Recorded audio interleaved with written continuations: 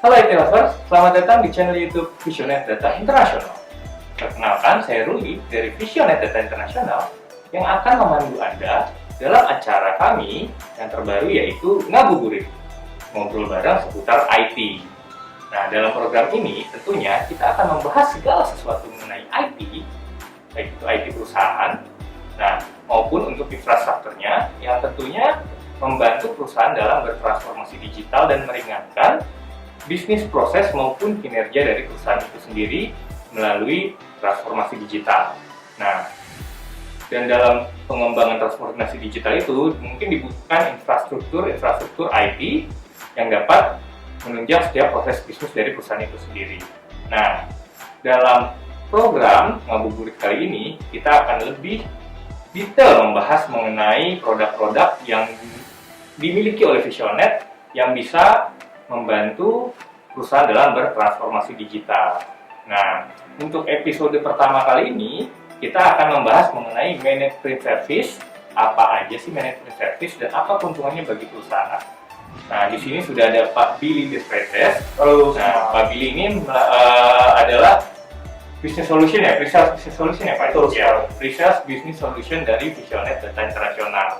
Dan mungkin sudah berkecimpung di dunia Managed Print Service lebih dari 10 tahun ya Pak?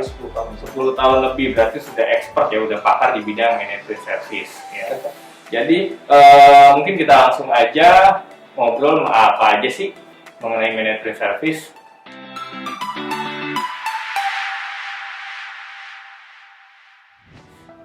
Apa kabar Pak? Baik. Alhamdulillah. Gimana Mas? Kabarnya juga? Alhamdulillah baik Pak. Gitu. Nah, kita ngomong dari tadi ada yang Managed Print Service. Nah, Managed Print Service itu sebenarnya apa sih Pak? Managed Print Service itu sebenarnya suatu service yang diberikan oleh pihak seperti Visionet kepada perusahaan untuk membantu mereka mengorganisasi printing. Jadi di mana dokumen-dokumen mereka yang biasanya tadinya mereka membeli sendiri peralatan, terus memanggil teknisi sendiri segala macam. Nah, di sini Managed Print Service ini hal-hal seperti itulah yang di take over dari si customer tersebut. Jadi kita Visionet menyediakan jasa mulai dari pemilihan printer, terus servisnya juga, penggantian spare part printer, juga laporan. Jadi kita bisa memberikan tracking penggunaan printer tersebut ataupun mesin-mesin yang digunakan untuk mencetak, bisa aja fax ya, seperti itu, supaya si customer tidak lagi memikirkan berapa sih sebenarnya kita sebuah tuh pengeluaran untuk mencetak itu berapa, terus seberapa sering kita memanggil teknisi untuk datang untuk memperbaiki misalnya printernya ada bermasalah. Jadi semua kekhawatiran itu diambil alih oleh kita Visionet supaya customer bisa lebih fokus untuk menjalankan bisnisnya. Jadi hal-hal yang berkaitan dengan printing segala macam itu udah benar-benar kita ambil. Berarti Managed Print Service itu lebih kepada solusi ya Pak? Betul. Solusi bagi perusahaan untuk Betul. cetak-mencetak. Jadi bukan nama produk ya Pak ya? Bukan. Oke. Nah, berarti kita udah tahu apa itu Managed Print Service secara gamblang ya Pak ya? Nah, berarti saya pengen tanya nih Pak, mengapa sih kita harus pakai Managed Print Service? Nah, mungkin kita bisa lihat dari 3 aspek ya Pak ya, dari perusahaan, dari segi procurement, dan mungkin dari segi karyawan itu sendiri Pak. Nah, bagaimana kira-kira Pak, mengapa kita harus menggunakan Managed Print Service ini? Kalau dari segi perusahaan, pertama pada saat mereka belum menggunakan jasa Managed Print Service, mereka tuh akan selalu memikirkan ini nanti pada saat kita membeli satu printer ini, nanti kedepannya diapain nih? Apakah menjadi barang miliknya dia, jadi dia tetap akan menyimpan itu selamanya. Jadi begitu dia membeli lagi, berarti kan printer itu masih ada nih di sini. Nah, itu yang mengelola nanti siapa nih? Apakah mereka punya resource untuk mengelola hal tersebut? Kemudian juga spare part-nya juga segala macam. Apakah ada bagian yang memang khusus untuk mengatur tersebut? Jadi ini untuk perusahaan itu hal-hal yang sebenarnya mungkin belum kepikiran, tapi setelah pemakaian lama 1-2 tahun itu akan menjadi problem. Nah, jadi perusahaan tuh harus tahu nih, oh ini yang mengelola ini nanti siapa nih? Apakah dia membuat satu divisi sendiri? Kan tidak mungkin. Jadi itu bagi perusahaan ini bisa jadi suatu masalah. Mungkin pada saat awal dia membeli belum ada kepikiran, tapi begitu udah berjalannya waktu, ini nanti akan jadi masalah. Tanggung jawab siapa, ini terus siapa ini, terus bagaimana cara klaim jika ada masalah. Kemudian untuk procurement, sebelum ada managed print service, dia harus memilih semua vendor dulu, terus bagaimana dia membeli printer tersebut, kemudian juga nanti pada saat semua ada masalah, spare partnya gimana, biayanya gimana lagi, apakah harus ditender lagi, masa tiap kali dia mengganti printer ulang lagi segala macam, semua proses diulang lagi, masukin lagi nilai-nilainya dulu, ini untuk toner ini berapa. Nah ini yang jadi satu problem supaya mereka tidak lagi memikirkan itu.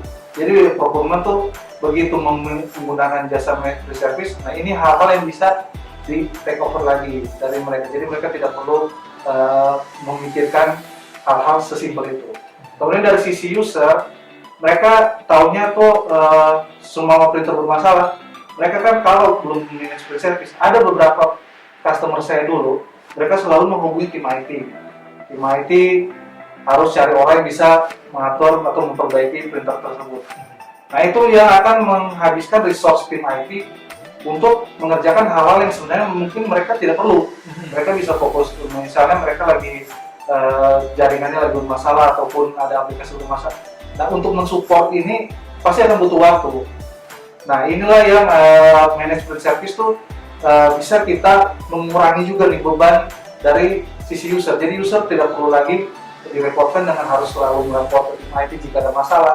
Mereka bisa langsung melaporkan ke penyedia jasa Visionet bahwa printer mereka tuh sedang bermasalah juga. Nah inilah yang dari perusahaan dengan menggunakan jasa managed print service, dia bisa langsung tahu, menunjuk, oh ini semua tuh udah diserahkan kepada sang vendor. Jadi vendor kita sebagai Visionet diberi tanggung jawab untuk mengelola semua itu. Kemudian procurement, dia juga langsung dapat detail selama periode mungkin ada kontraknya segala macam, apa aja tanggung jawab dari kita Visionet sebagai provider managed print service.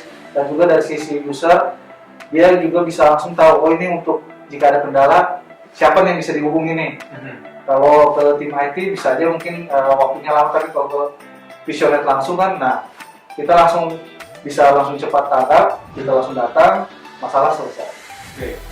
Nah itu dari kenapa kita harus pakai management service ya. Nah mungkin juga di sini bagi perusahaan mungkin yang awam ya Pak ya mengenai printer, mengenai cetak, mereka akan berpikir beli itu lebih murah. Kenapa saya harus sewa kalau ternyata beli itu untuk jangka panjang akan lebih murah? Nah, menurut Bapak itu bagaimana Pak?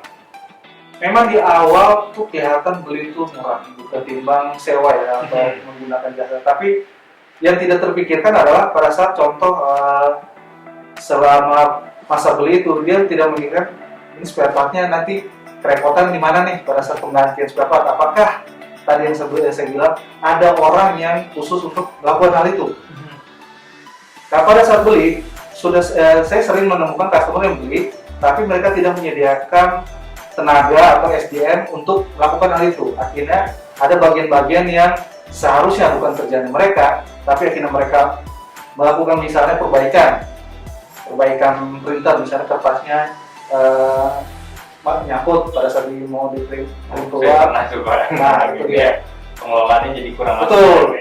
Begitu user biasa melakukan hal itu bisa memberikan dampak mesinnya rusak. Apalagi kalau user awam yang tidak langsung mencabut, kan di situ printer tuh ada peralatan elektronik, ada mekanisme yang sebenarnya ya hanya orang-orang yang punya keahlian tersendiri untuk bisa melakukan perbaikan. Nah begitu user biasa melakukan itu, mesin rusak, mereka bingung. Sekarang mesin rusak, mereka harus telepon ke siapa dulu nih, cari dulu, mungkin cari kontak ke procurement, ini belinya dari mana, ini siapa nih yang tanggung jawab, segala macam kalau ada kerusakan. Nah itulah ya akhirnya membuat membeli itu di awal tuh akhirnya costnya tuh sebenarnya secara pemakaian akhirnya tidak ada benefitnya. Karena mereka waktunya terbuang hanya untuk melakukan perbaikan-perbaikan ataupun mencari solusi bagaimana sih ini kalau ada masalah seperti ini. Belum lagi jika nanti tonernya habis. Mereka pada saat beli, mereka mungkin lihat oh ini toner untuk printer ini, tapi apakah benar toner itu juga nanti bisa kita kasih jaminan kualitasnya benar asli atau original, atau mungkin jangan-jangan ini mungkin kalau dulu Mas pernah pakai printer yang kecil ya, itu kan ada tinta suntik atau apa segala macam. Nah, kita nggak tahu nih yang dibeli ini barangnya asli apa enggak, ada garansi atau enggak. Nah, makanya dengan sewa jasa manajemen service, hal-hal seperti itu tuh udah di cover.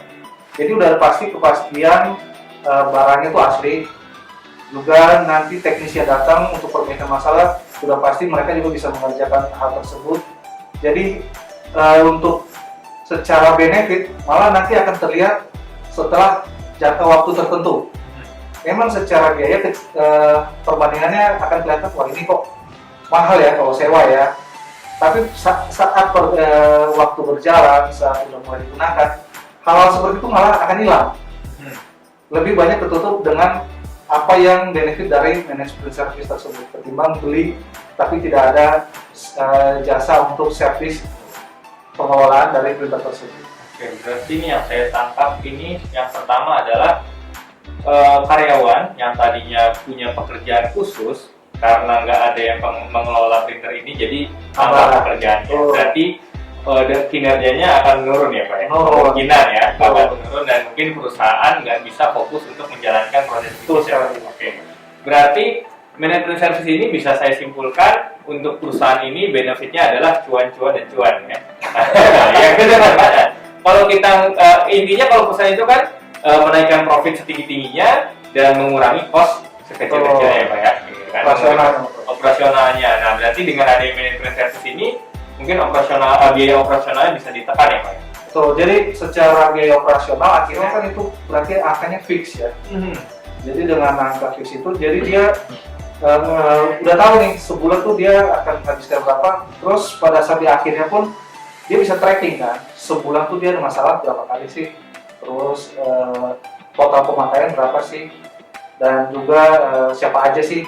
Ada beberapa perusahaan tuh yang concern juga, saya pernah ada satu customer dulu, dia concern mengenai siapa aja sih yang ngeprint. Jadi kadang ada orang yang ngeprint hal-hal yang tidak berhubungan dengan pekerjaan.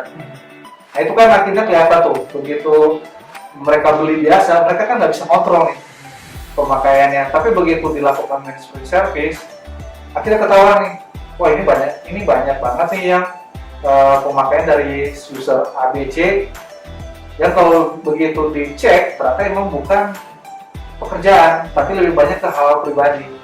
Dan itu yang akan berakibat ke penghematan juga sebenarnya. Jadi si perusahaan itu udah tahu, wah ini sebenarnya ternyata kita bisa nih menghemat dari sini karena behaviornya si user itu kita ketahuan. Terus contoh kita punya perusahaan customer yang memang butuhnya printnya tuh ada yang warna, ada hitam putih. Itu bisa ketahuan juga nih setelah kita manajemen service kita tuh bisa memberikan analisa atau assessment ke customer. Mereka tuh sebenarnya setiap bulan tuh pemakaian begini. Nah mungkin dengan jasa dari kita bisa memberikan solusi, bisa nih di-reduce untuk beberapa pengeluaran print seperti ini. Jadi mereka udah tahu nih, oh jadi selama itu kita tuh boros. Nah dengan manajemen service itu kita bisa memberikan keterangan bagi pengguna jasa MTS itu. Berarti dari tadi yang Bapak bilang itu kayaknya banyak keuntungannya. Nah kalau bisa ngomong keuntungan berarti balik lagi ke fitur-fitur dari manajemen service itu sendiri. Nah fitur-fiturnya itu apa sih Pak? Jadi kalau printer itu kita bisa memberikan contoh akses security misalnya. Jadi pada saat user datang, normalnya kalau fitur itu tidak dioptimalkan, karena kita pada saat cetak aja. Tapi dengan memanfaatkan fitur-fitur dari printer, contoh security misalnya pada saat kita nge-print, print itu akan tertahan dulu di dokumen itu akan tertahan di printer. Jadi pada saat usernya yang nge-print datang, baru dia bisa kasih autentikasi, kemudian dia mengambil dokumennya. Nah itu satu. Jadi misalnya contoh kenapa ini penting, contoh Mas lagi pengajuan mungkin pembelian mobil atau apa, jadi butuh dokumen-dokumen misalnya slip gaji, kan Mas nggak mau tuh pada saat Mas nge-print, printernya jauh, ada yang lihat, ada yang ambil. Nah itu kan bahaya nih, data pribadi bisa bocor. Kemudian juga bisa kita memforce, maaf Pak, berarti untuk HRD mau nge-print slip gaji, nge-print gaji karyawan semuanya, itu kan jadi bisa ditahan ya, betul. Kemudian juga sumbernya contoh untuk penghematan misalnya. Tadinya printer tuh semua tuh ngeprint tuh berwarna misalnya, bisa berwarna. Nah ini kita bisa secara selektif memaksakan supaya printer itu hanya mencetak hitam putih aja. Karena yang kita tahu print berwarna tuh harganya akan lebih mahal daripada hitam putih. Nah ini jadi kita bisa membuat suatu keadaan di mana semua cetakan itu adalah hitam putih. Tentunya tagihannya juga akan lebih murah ketimbang yang berwarna. Jadi bisa jadi kita juga memberikan secara selektif untuk user tertentu, misalnya level manager atau ke divisi tertentu, misalnya ke marketing atau bagian yang untuk advertising. Mereka butuh semua yang berwarna, tapi divisi lain hitam putih. Nah itu bisa juga. Jadi secara kita bisa menentukan seperti itu. Akhirnya pada ujungnya itu akan malah berimbas ke cost juga, jadi lebih efisien. Jadi kita lebih hemat pemakaian. Berarti dalam satu printer gitu Pak. Jadi dalam satu printer user A dia khusus hitam putih, user B yang mungkin advertising bisa warna atau beda printer Pak. Bisa seperti itu. Bisa satu dalam satu printer. Bisa seperti itu. Jadi tergantung nanti. Nah makanya itu pentingnya assessment terlebih dahulu. Jadi pada saat kita mau menawarkan MPS, kita harus assessment juga kebutuhannya. Misalnya tiap departemennya apakah sama? Belum tentu sama kan. Kemudian pemakaiannya kita harus tahu dulu sebulan tuh tiap departemen ini berapa sih tagihannya. Jadi itu berdasarkan tagihan di vendor sebelumnya atau pada saat dia membeli aja ini berapa sih. Kadang ada perusahaan yang semua tuh di totalin aja, jadi dia nggak memilah untuk misalnya tiap departemen IT pemakaian berapa. Nah itu ya akhirnya disinilah yang main service tuh masuk. Jadi kita bisa langsung menyederhanakan, oh ini sebenarnya tuh IT itu segini, ini. Nah, itu yang nanti bagian dari jasa kita kepada customer. Wah, dari sini saya udah cukup banyak insight ya mengenai apa itu print service, manage print service, dan juga kenapa kita harus menggunakan fitur printer itu sendiri. Nah, berarti kalau kita udah ngomongin hal-hal itu, berarti service apa saja nih Pak yang didapatkan oleh customer setelah menggunakan MPS atau Managed Print Service dari Visionet? Kalau service apa aja? Jadi pertama kita kan ada jasa konsultasi. Jadi yang tadinya customer itu masih sistem beli aja, kita bisa melakukan jasa konsultasi terlebih dahulu. Kita bisa tanya dia sebenarnya kebutuhannya apa sih, apa yang kendala dia, masalah dia selama ini pada saat dia print dokumen itu apa aja. Setelah konsultasi itu terbentuk, kita bisa assessment.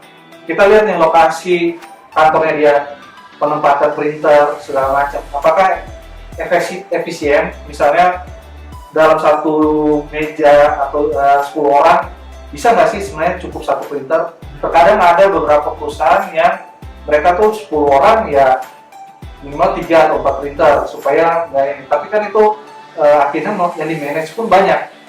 Nah ini yang diperlukan untuk assessment. Kemudian assessment juga kita bisa nanti melihat juga, oh ternyata kebutuhan. Jadi printer tuh ada kecepatan.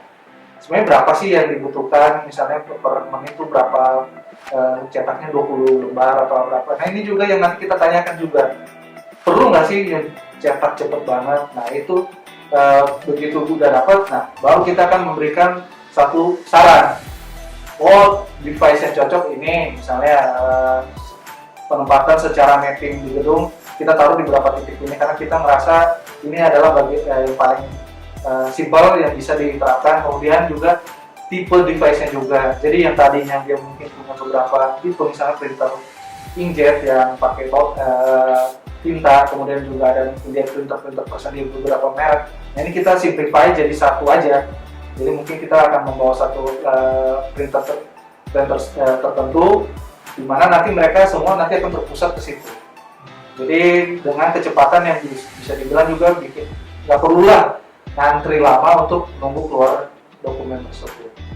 Oke, berarti Pak Billy sudah menyebutkan service-service dari Visionet ya, mengenai manajemen service itu. Nah, terus yang terpenting nih, kenapa sih Pak kita harus menggunakan atau memilih Visionet sebagai partner?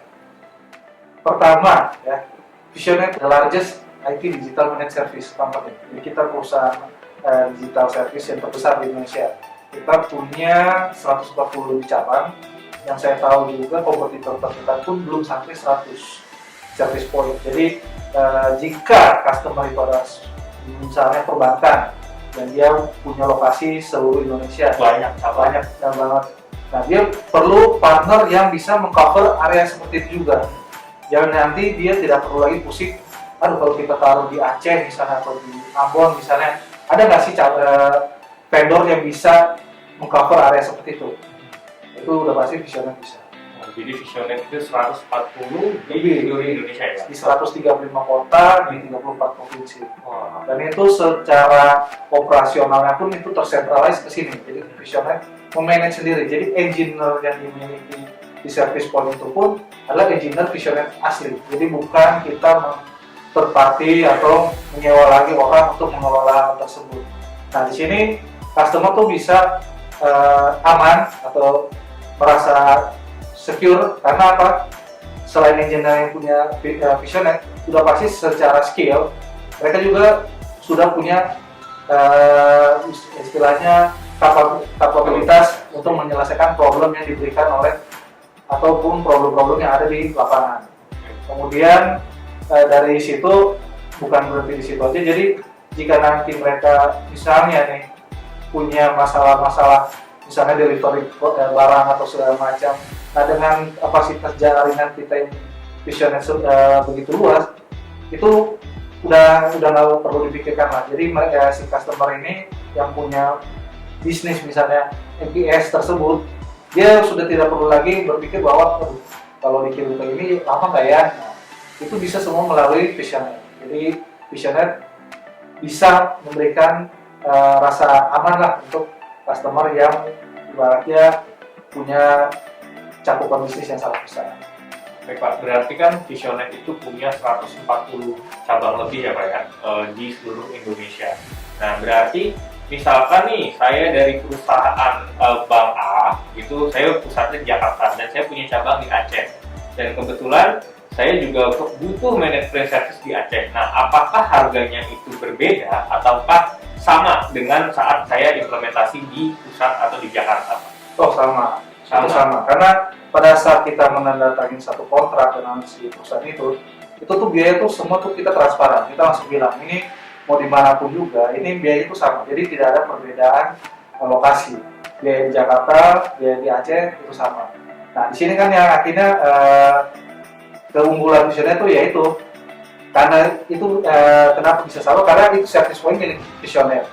Jadi pada saat ada perbaikan dengan kita tidak meng-outsource ke orang, sudah pasti biayanya itu tidak menggelembung.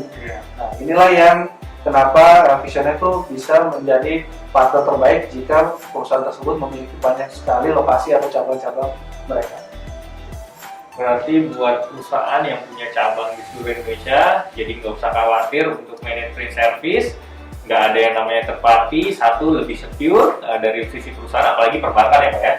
Nah, itu namanya keamanan nomor satu. Kedua, dari segi biaya, karena nggak menggunakan outsource, vendor atau third party, jadi biayanya tidak menggelembung. Jadi flat seluruh Indonesia ya Pak ya. Bisa dibilang seperti itu sesuai dengan kontrak yang sudah disepakati. Oke.